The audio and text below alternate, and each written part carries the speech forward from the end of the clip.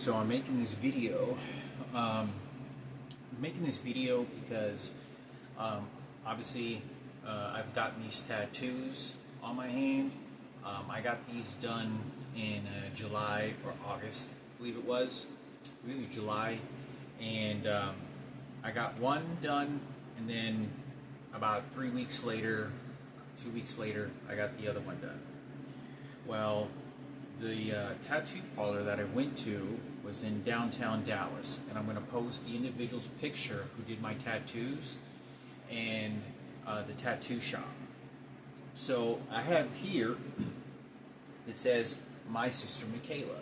It's a long lost sister that I never knew I had. I needed to put this on my hand.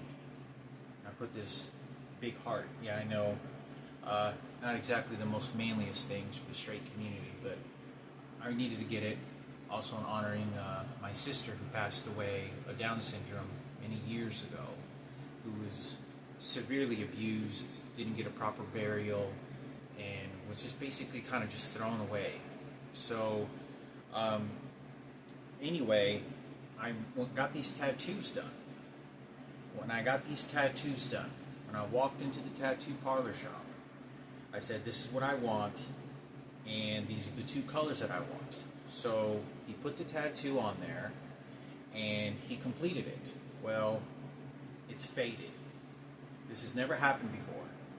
The same guy that did my tattoo, did my very first tattoo that I ever got, which was this one, had no problems, no fading, just the way that it was, like a normal tattoo. I've had several tattoos here and two behind each ear, which I got done in London while I was in 2019. Never any problems. Got one of them done on my chest in Washington, D.C. Never any problems. No other tattoos other than these two in my hand, my chest, two sides of my neck, and two sides of behind my ear. So when I got these tattoos done, I noticed it started fading, so I called him and I said, look, there's tattoos that seem to be fading, can you do them again? So he did them again. So I went over there, and he went over it a second time to refill it in, and I noticed that there was bubbles underneath the skin, and I know that he did this on purpose.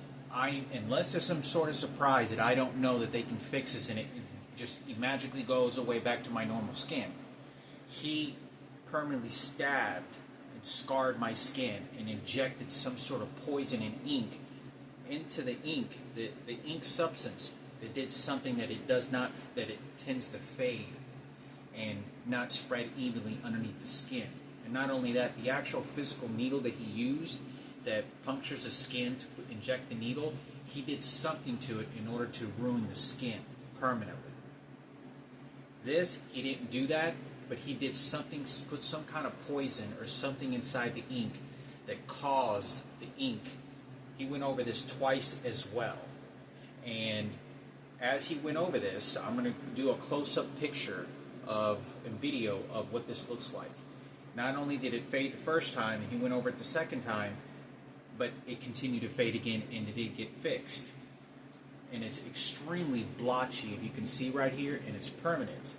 So I'm going to make this posting and get a close-up camera view of what this individual did.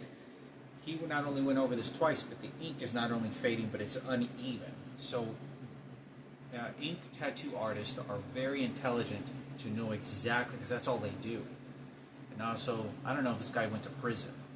You know, there's a lot of homicidal thoughts and a lot of homicidal poisons and things you learn in prison that you want to do to someone else. When I first walked into that tattoo parlor to get these two tattoos done the first time, when I first walked in there was nothing good vibes about it. There was a guy that was real sweaty up at the front desk, looked like he just ran to get there, just to arrive whenever I arrived. And he was talking very suspicious and said, and as I was looking at tattoos, and I signed whatever form and paid him the money, it was $300 for each tattoo. And then I go to, I'm going to the back to get the tattoo, and he goes, yeah man, don't worry, I got you. And the way he said it was like, he did something really bad to me. Like, I'm going to poison you, and no one can stop me, and I can do whatever the fuck I want.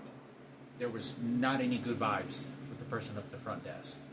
So unless this is supposed to magically go away and this is some sort of big surprise, which sounds delusional to me to begin with, this individual permanently scarred the skin underneath my skin. So, and you can feel the ripples and bumps where the skin is ripped, and there's ink almost that's bubbled inside the skin, and it didn't tattoo properly, like any of my tattoos over here that I ever got, or my chest.